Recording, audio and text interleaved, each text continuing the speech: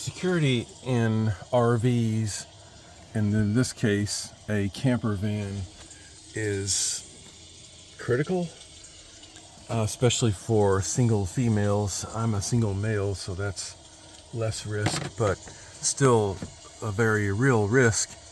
So I've devised this method when I had my 2007 Dodge Mercedes Sprinter van of using a pin like this. This is actually the type that's used in a tent to hold the tent points down corners.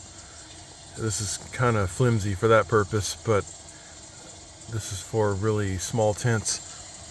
What I do is I drill a hole through the metal door going in this case from left to right, and then another hole on the side of the van, and when the door's closed I stick this pin in there.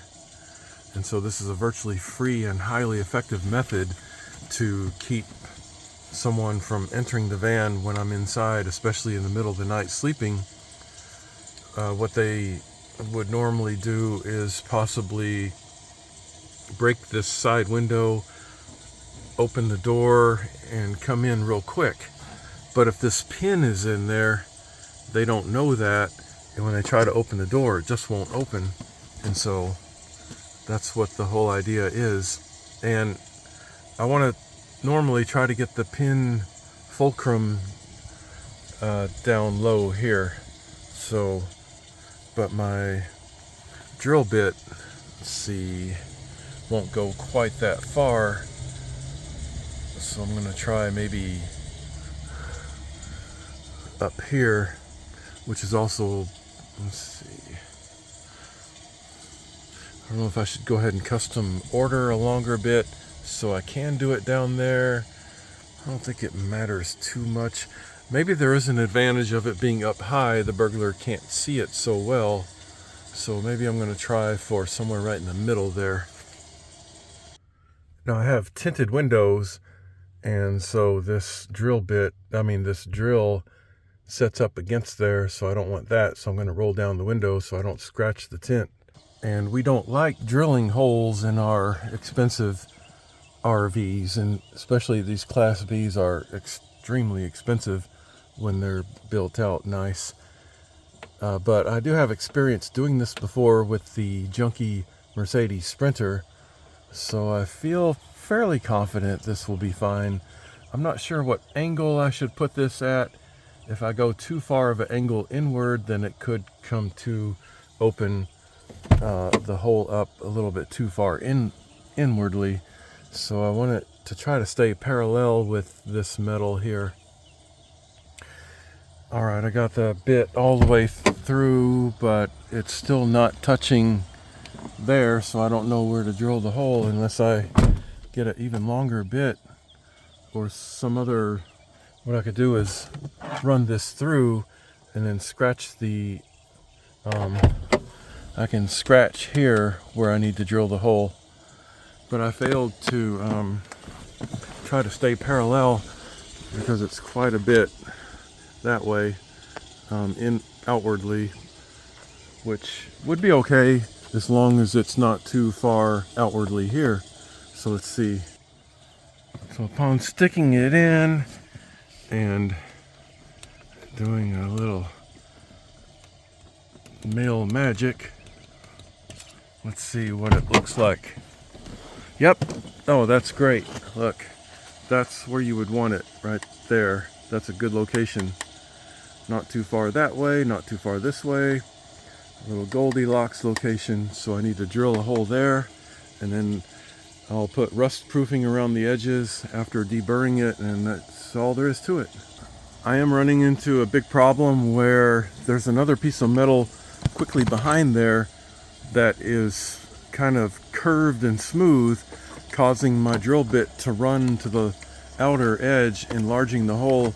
The more I drill, the more it wants to keep walking that way, and so the only way to fix that is with the very best high quality drill bit and see if I can drill the hole without walking it too much.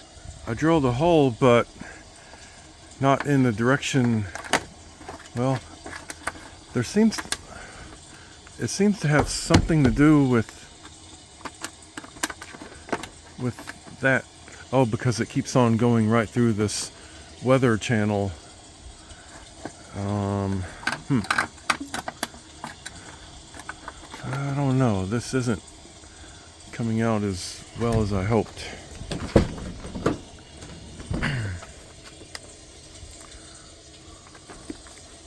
Oh, it's is it hitting that plastic weather channel holder? I don't know. There's a metal bar that this hole is right in the middle of, so I can only go from one side to the other.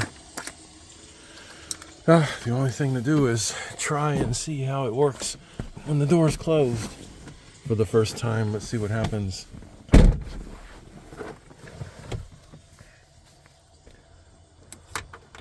I don't think this is going to work too good. What I might have to do is shorten this pin so when it's insert in the hole, it's flush. Yeah, that's not good, actually. I mean, it does do its job. You can't open the door with that pin in there, but it's not a very snug fit.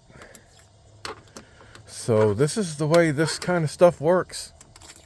That's why this is one of the many reasons why van builds are very, very, very, very tricky and difficult, because the vehicles are not designed to be messed with like this. So beware when you do alter your vehicle frame like I just did ever so slightly. The manufacturer will say, oh, don't do that, but so do it at your own discretion and risk. But I think it has no bearing on structural integrity as long as you seal it with some kind of primer to keep the rust from getting larger. I mean, that will work good enough. I'm gonna have to cut off quite a bit though. Yeah, almost pretty much cut this thing in half so that this will be more flush here so that it's less visible. You want this end here to be behind the rubber trim so the criminal can't see it so much. But I don't know, I'm going to keep on messing with it to see if I can get this to go further. It does go in much further when the door's open at that angle there, but so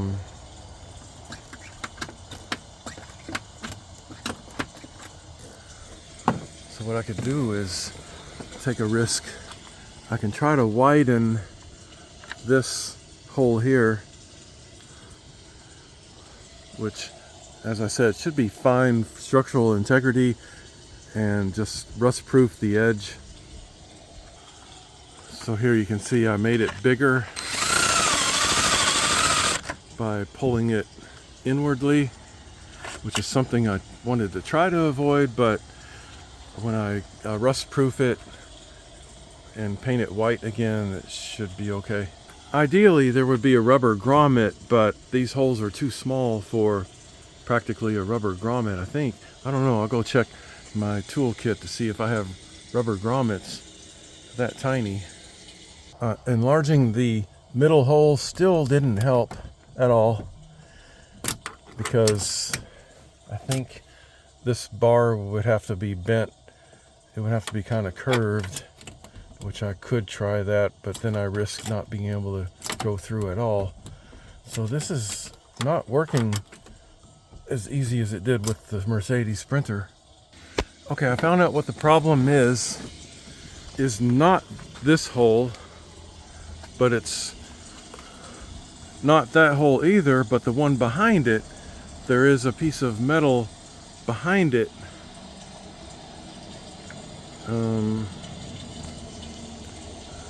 Yeah, see that very last hole back there is too far inwards, and I have to somehow make it bigger going outwardly. I used a much larger drill bit, and that did help some, and it did make it more of a snug fit, which I like. So it's still not going in as far as I want, but well, now it, jeez. Oh, I couldn't do it while I was holding the phone because I had to pull the door in a little bit and then push it in further, and it went in, and it's really nice and snug. That's what you want. It's just a really, really, like, worst case scenario, bad location. It'll work, but the metal curves when this goes in. The internal metal curves in somehow, and it's getting up into this airbag stuff. There's an airbag up there. Hopefully there's no airbag wiring that I hit in there or anything like that. I don't think so. I don't notice any wiring in there.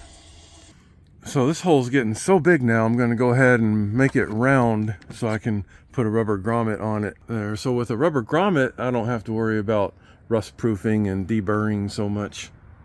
Look at that. Looks factory. But the question is, will the door close? Yep. So that had no bearing on closing the door. So yes. And also found out there are really tiny, not micro, but simply very tiny grommets available. I have some. So I'm going to go ahead and put one there too. And I don't know about there. That's a very, very small hole. Okay, I got a grommet there. Looks much more factory and professional, like it's supposed to be there, and it has no effect on opening and closing the door. So that's wonderful. I used this to cut off about 2.5 inches. And now going to sand the tip to be a little bit rounded so it doesn't catch so easy.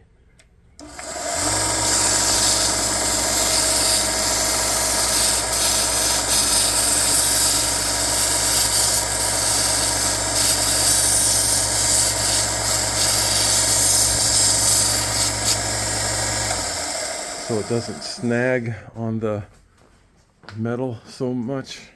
Okay, let's see. Yep.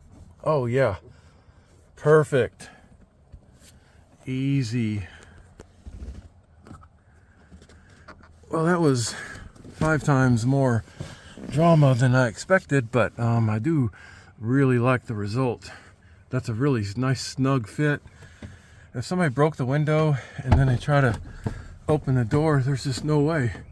I mean, there's a way, but it gives me time to go grab a weapon, call 911, all that kind of stuff, and they might just very well give up. Now on forced entry, this peg will bend a little bit. I don't know if they make a higher quality one, maybe out of stainless steel, that won't bend so easy. You could check into that. Let's see how it reinserts even when it's bent, if that's possible. Yeah, so when it's bent, you can still work with it and get it back in there.